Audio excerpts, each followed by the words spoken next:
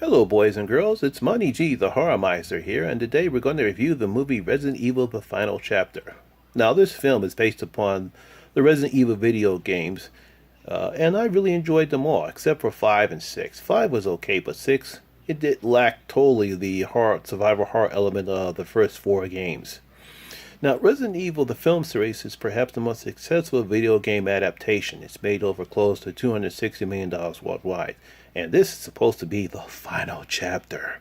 Well, we'll see if it is. But anyway, all these films have starred Milla Jovovich. She plays the protagonist, Alice. And in this one, Alice is told that she has an opportunity to actually stop the spread of the T virus. If she can go back to Raccoon City and procure an anti-T antigen, and if it spreads the airborne, you can cure everyone that's been affected by the T virus. Now, what did I think about this film? Well, based upon what I've heard so far from all my other YouTube reviewers out there, from Chris Stuckman, Jeremy Johns, and John Flickman, they all trashed this film. They hated it, didn't like it at all whatsoever, and I could see why from their perspective. One of the things I hated most about this film is the heavy editing they did, especially during the action scenes. They cut. It's like when the fist is about to land, it cuts it right away. When she's about to shoot somebody, they cut it too fast. Now, I don't know. I know my filmmaking knowledge is very lacking, but even I know is that if you're going to film a great action scene, you can't cut too fast unless there's something wrong in post-production, where they didn't like, where the stunt work was terrible or the fight scenes were terrible, so the editor had to cut real fast to make it look clearly. But I almost got seasick watching it.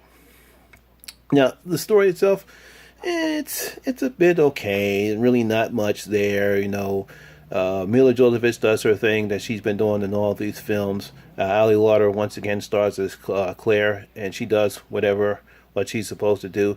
And everyone else does what they're supposed to do. Now, I did like Ian Glenn, who plays Dr. Isaac. He's back again, and he's actually a pretty good villain. I actually liked his portrayal of his villain. They have a nice fight scene too.